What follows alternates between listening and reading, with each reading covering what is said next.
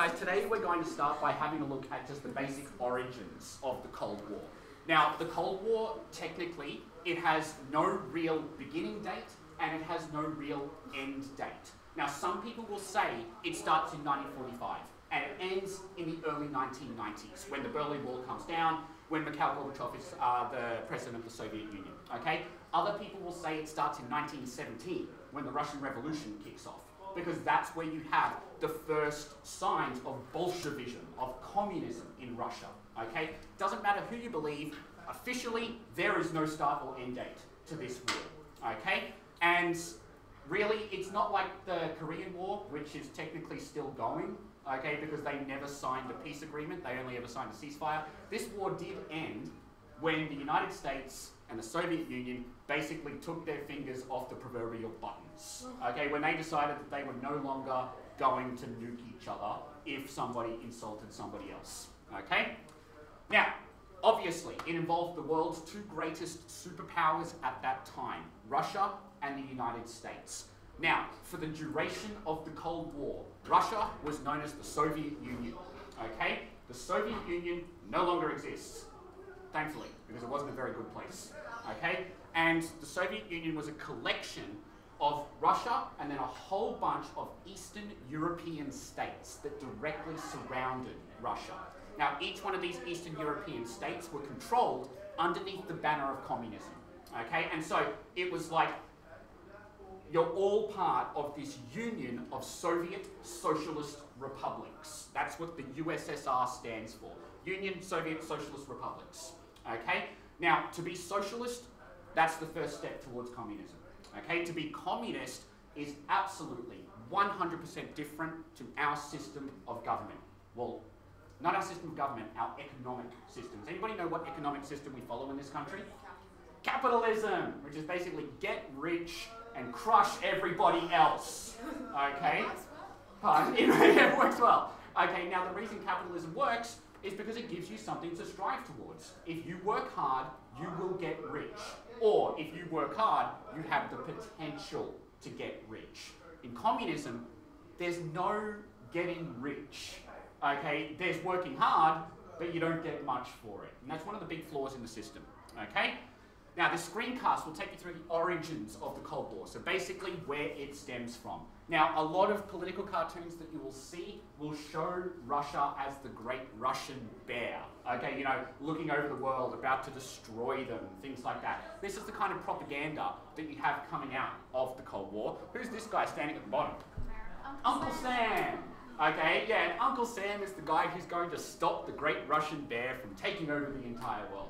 This was a war of ideology. Okay, it was a war of communism versus capitalism, of freedom versus oppression. Okay, so when people say ideological wars don't really happen, there's always religion or land or money or something. This was ideology. Okay, it was communism versus capitalism, simple as that. Okay. Now this stuff, most of it isn't going to feature heavily on your test. There will be a few small things, and that's about it. Things like, you know, what the hell is communism, okay? But this is just setting up what actually takes place, okay? Now, before 1917 in Russia, Russia was ruled by a bunch of people known as Tsars, which, for want of a better word, means emperor, okay? Sometimes it is spelled C-Z-A-R, because it's taken from the Roman word Caesar, okay, which basically means emperor or great one, okay? Now, this guy over here is Tsar Alexander II, and that is like the best mutton chop moustache ever. Okay, look at it. It's like it's all connected. It's fantastic. If I could do that, I totally would. Okay? Problem is I need to get like testosterone injections. Now, the ruling royal family, the Romanovs, okay, they had been the ruling autocracy in Russia for many, many years, and they ruled the country as an aristocratic autocracy. They were the royal family. Anastasia, yep, all that stuff. Oh, Rasputin, you can do your assignment on Rasputin. So, okay, so these guys were decadent. They were wealthy, above all, aristocratic blood. Okay, they could prove that they were aristocrats from way back. And of course, many places in Europe were still ruled like this, not just Russia. Now, the general majority of Russia were agricultural peasants. In 1917, or pre-1917, Russia was backwards. They were so far behind the rest of the world in industry, in agriculture, in pretty much everything, okay, because they had not updated their country, okay? Now, after 1917, okay, so during 1917 you have what is known as the Russian Revolution, which was partly led by this guy, Vladimir Lenin, okay? Now, again, another great moustache, but not quite as good. All of these guys have moustaches, it's just like the style of the time. Like his hairline better than What hairline? It's almost non-existent. Okay, now, Lenin and another guy called Trotsky, who we're not going to worry about because it just kind of complicates things, but if you do want to know, he died by copying an ice pick to the back of the head in Mexico. Yeah. So if somebody ever says, I'm going to Trotsky you, it's not nice.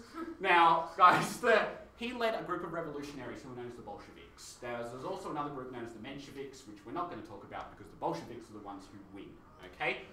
Now, Lenin and Trotsky and a bunch of other very important revolutionaries lead the people of Russia in a revolution to overthrow the Tsars, okay? And they kill the royal family, because that's what you do when you overthrow a royal family, okay? Now, he followed the ideas of Marxism. Now, Marxism was a political theory that was put forward by a German political philosopher known as Karl Marx, okay? Hence, Marxism. Now, Marxism had never been put into action. It was just written down in books, the Communist Manifesto, okay? And it basically stated that the way the world was being run was wrong, and that Marxism was the way that the world should be run. Now, when you take Marxism and you turn it into a government, you start with socialism, and then if you carry it through, you end up with pure communism. No government in the world has ever had pure communism. Not one. Okay? People will say North Korea is pure communism. It's absolutely not. It's a military dictatorship that masquerades as communism. China hasn't been truly communist since the 1960s. Even then, they weren't really truly communist. No country in the world has ever achieved pure communism simply because it is freaking impossible. No one will ever achieve pure communism because we can't do it. It's not in our nature, okay? And you'll soon see why. Now, communism is at direct odds with capitalism, okay? Communism basically states that you don't own anything. Everything is controlled by the state. If you are a business owner and a communist government comes in, you lose your business. They say, right, this business is now controlled by the state. You can still run it, but all of the money you make goes to the state. And then you will get paid back by the state. Okay, so everything is owned by the country itself. No private ownership whatsoever. Now, in a pure communist system, there is no rich, there is no poor, every single person is equal. On paper, communism is beautiful. You look at it and go, wow, if we could possibly achieve that, it would be amazing. The problem is, we can't, because human nature is prone to greed, and human nature is basically prone to being nasty to other people. Okay, and that's why communism simply will never work. Okay?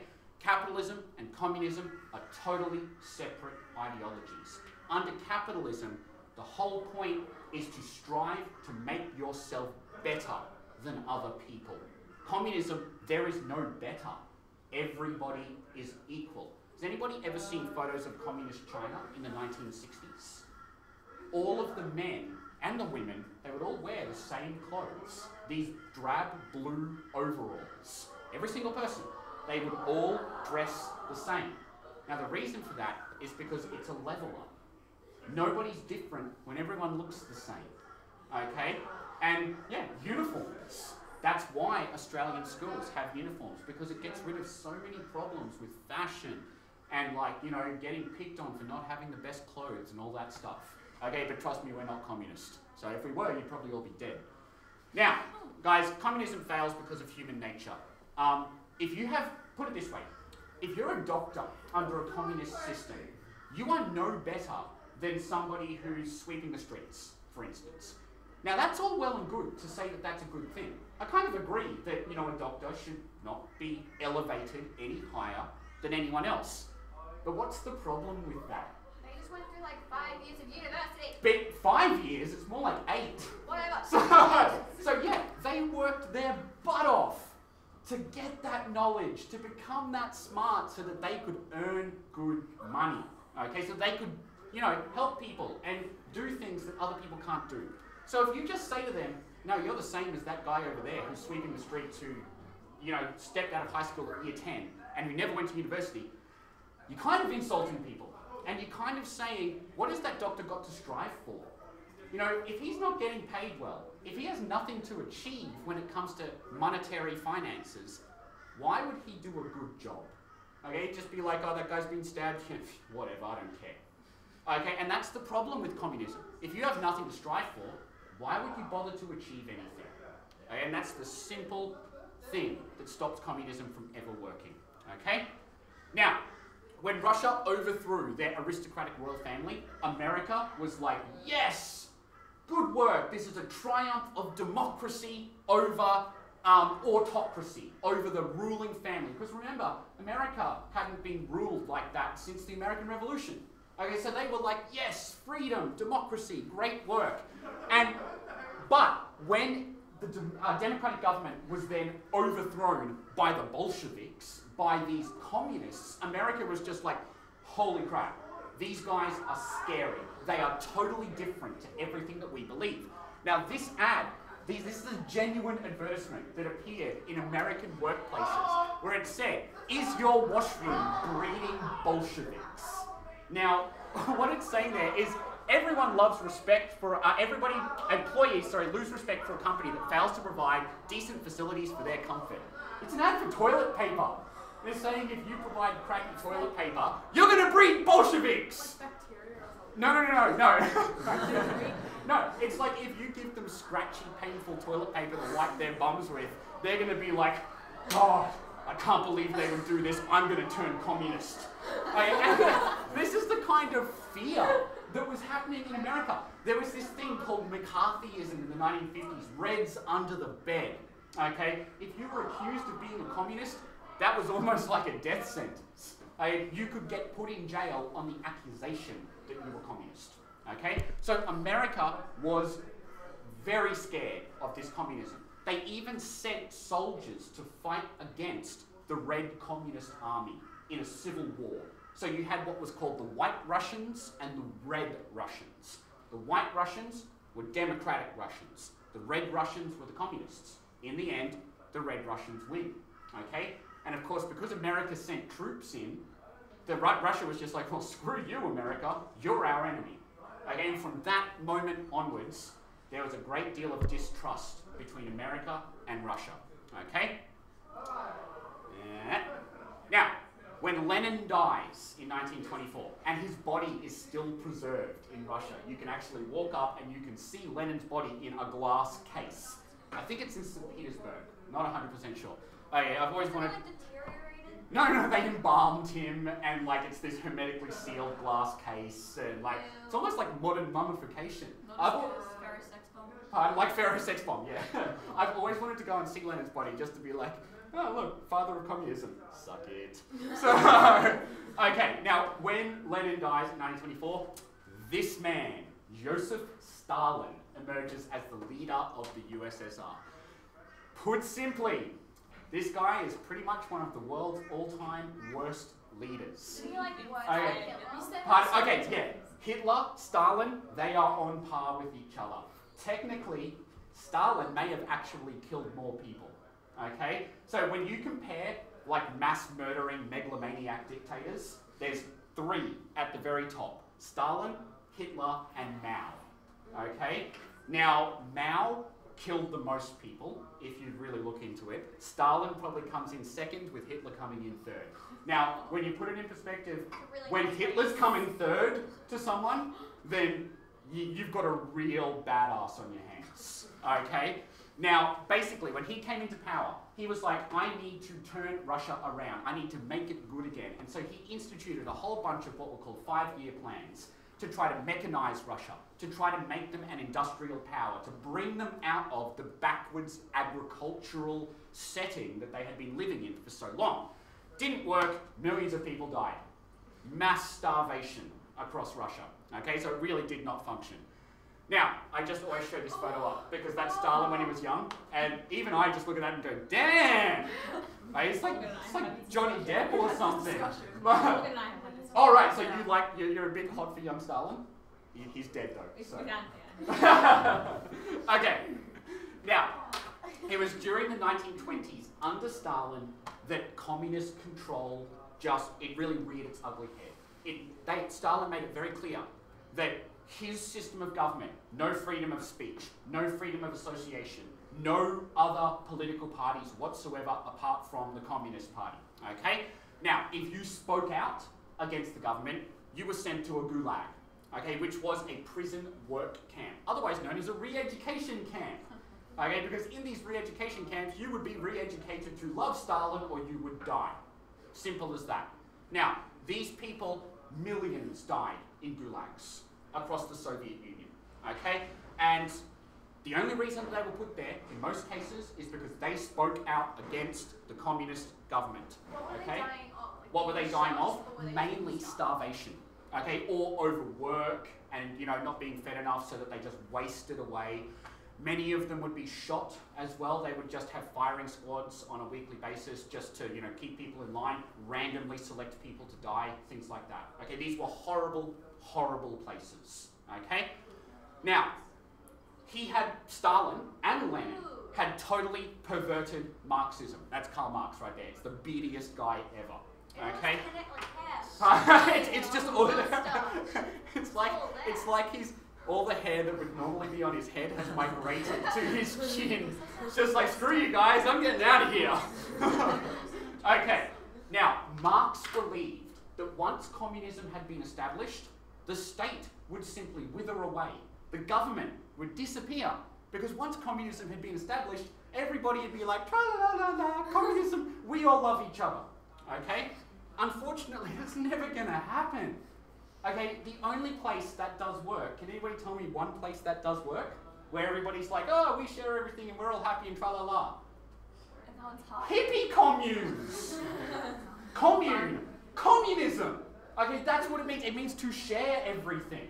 Okay? Now, there are these hippie communes that function as communism, but it only works on a small scale. Because as soon as you introduce somebody who's like, hang on, I could maybe make a little bit of money on the side here, you break communism. Okay, it's as simple as that. Okay, so basically... I realised that all they're sharing though is the drugs. Yeah, that's what and the food that they grow, which might be drugs. I don't know. Ellie. Is Marxism like... Marxism is a political theory. When you put it into practice, it becomes either socialism or communism. Is it like a basic version of communism? It's a perfect version of communism. And that's why it never really works. Okay? Now, guys, basically, they perverted Marxism, everything went to hell. Okay? Now, in the USA in the 1920s, okay, it was the polar opposite because you had like... Yeah, and hot chicks showing their legs. That didn't happen in the Soviet Union. Now, each other's legs. just makes it even hotter. Now, America promoted free capitalism. They promoted democracy. They promoted freedom of speech. They promoted democratic elections. They promoted everything that was supposed to be about freedom and America. Okay? That's what they were all about. Now, they were the polar opposite to Russia at this time. But to pretty much most of the world, everyone looked at the USA as this shining beacon of hope. In the 1920s and 30s, America led the world in industry. Okay, so that's an American tractor plant in the 1930s. Okay, and they are just pushing out cars, tractors, home goods, okay, things like early refrigerators and stuff like that. And they're selling them to everyone in the world. Okay, and so they are becoming rich because they're leading the world in manufacturing. And everybody is looking to America and going, wow, America's fantastic. That's how we should be living our lives. Now, the Soviet Union, on the other hand, everything was totally different, okay? Now, when World War I took place, both Russia and America took part, okay? America entered the war late in 1917 for reasons we're not going to go into because you should all know from global studies, okay? Russia left the war in 1917. Okay, so in 1917, because of the Communist Revolution, when the Communists took over, they said, we are no longer fighting this war. We are withdrawing our troops from the front line, and they signed a very humiliating treaty called the Treaty of Brest-Litovsk, okay, which basically, they lost a lot of land, they lost a lot of power, but the Russian Communist government said, we will not send our young men to die for a war that is not ours. Okay, so they withdrew all their troops in 1917. Now, in between the wars, America continues to lead the way in technology, in things like motor vehicle manufacturing and stuff like that. They were so far ahead of the rest of the world in pretty much everything. Where was China? Pardon? Where was China? Like geographically where? You mean, was it just like always where it was? At this point in time, China had also become communist, okay? And in the 1940s, they were being controlled by Mao Zedong, okay, under a communist government. China doesn't really come onto the world stage, like the international stage, until late 1960s, early 1970s. Okay, because they were having their own really significant problems because of communism. Okay, like in the 1960s with the Great Leap Forward, around about 1/3 or 1/4 of the entire Chinese population starves to death. Okay, so we're talking like at least 20 million people starving. So now, America established themselves as a dominant world power, and they did so by staying the hell out of European business. Okay, so all of these European nations that are like, F you. No, F you! Okay, America's just like, not our problem. Okay, now that all changed in World War II. Does anybody know what actually changed that? One of the biggest events for America since, well, like, it compares to 9/11 on the scale of massive American events. Sam? Never mind. No? Pearl Harbor. Okay? What the hell is that? What the hell? Get out of my history class. Okay, when World War II broke out, America was just like, yeah, whatever, not our problem. Okay, we're cool over here, just, chilling, being American. Okay? But at the same time, they were supplying weapons to the British and the Allies. So they were taking part in the war, they just weren't fighting. But in 1942, I think it was 1942, I'll have to check, it might be 1941. Japan, pardon? I didn't say anything. Right, okay. Japan launches a surprise attack on Pearl Harbor in Hawaii, which was an American naval base. They bomb the living hell out of this American naval base, and that brings America into the war because Japan was an ally of Germany. Okay? Now, as soon as America came into the war, they basically won it. Okay? Because they committed over 1 million troops within 2 years. It was just like, right, Japan, you mess with us, take this. Okay, and they kind of won the war. If America hadn't entered that war, the world could actually be a very different place. Okay, and after Japan had bombed Pearl Harbor, the Japanese general who was responsible for that said, I fear that we have awoken a sleeping giant. And they had. Okay, they very much had a very pissed off sleeping giant. It's like they woke him with a bucket of water. So, now, during this war, America and Russia, they're actually allies. They're fighting together. Now, the reason they were allies in World War II was simple. Firstly, okay, to begin with in the war, Russia and Germany were actually allied together. Okay, they had a treaty which said, let's not attack each other. We'll be cool about this. Okay, but then Hitler tried to invade Russia. Okay, and Stalin just kind of went, well, I'm changing sides. Okay, and basically what happened is you can see on this map here, Russia over here, okay, Germany here. Now what had happened is Germany had taken all of this land, okay, and then essentially the Allies wanted Russia to take it back from them. Okay, and that's what Russia did at the loss of tens of millions of lives. Russia copped it worse in World War II than any other country. Okay, they had the most loss of life in the entire war, and they really copped it badly. Okay? Now, as Russia marched through these places and took them and liberated them from Germany, they brought them under the banner of communism. This is the beginning of the Soviet Union. They brought them under Russian communism. And that means they become part of the USSR, the United Soviet Socialist Republic. Okay? And so as they took this land, they just simply were not ever going to give it back. It was now theirs. They had liberated it from Germany, and it was now theirs. And so all these surrounding countries that you can see in green at some point in time were directly controlled by the USSR. Okay? And things like all these Kazakhstans and Afghanistans and stuff like that, they come later, of course. But if you know anything about Afghanistan, you'll know that America actually kind of shot themselves in the foot with that one, okay, and we'll get onto that later, okay? Now, the Allies win World War II, of course, okay? Now, Germany has lost. They were the aggressor in the war, which means they must be punished for being the aggressor in the war. So the victorious Allies, so you've got Russia, you've got Britain, you've got, well, us, although we were basically fighting under the banner of Britain, okay? You've got France, okay? Russia, Britain, France, and then the other minor powers that were allied within that alliance, okay? Now, they basically had to get together and go, right, what the hell is going to happen to Europe? This is basically where our studies begin, okay? Now, you've got to remember at this point in time, the USA is nuclear.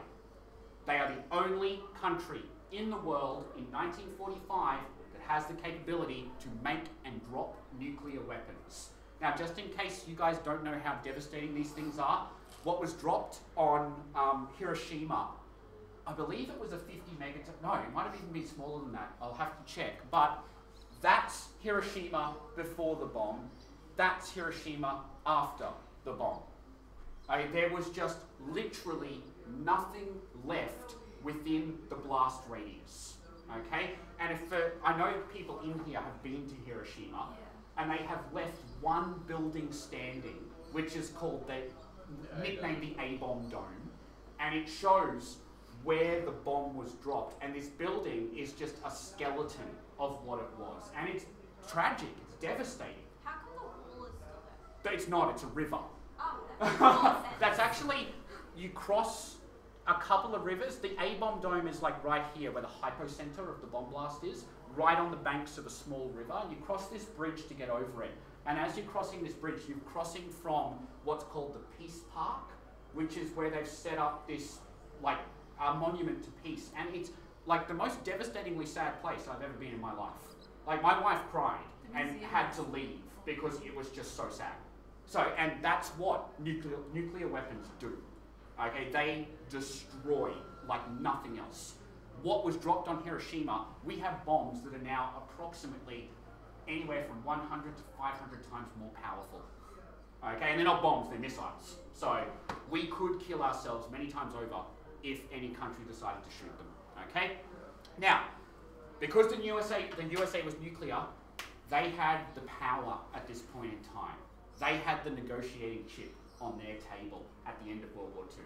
Russia did not have nuclear weapons, and they would not until 1949. Okay? Now, this is a very, very famous cartoon from the 1960s, which shows Kennedy and Khrushchev, the current Russian president, arm wrestling with their fingers on their nuclear buttons. No, it's on each other's. Pardon? Yeah, while they're sitting on their missiles, basically. So it's almost like, you know, they're threatening each other with their fingers on these buttons. Like, I'm going to blow up yours, you're going to blow up mine, we all die. What's H? Hydrogen bombs. Okay, that's the type of atomic weapon they were using. So this is pretty much where we're kicking off. Post-World War II Europe, Russia, which had become the Soviet Union, the United States, basically fighting it out for what was essentially nothing short of world domination. Okay? And this is where the Cold War starts.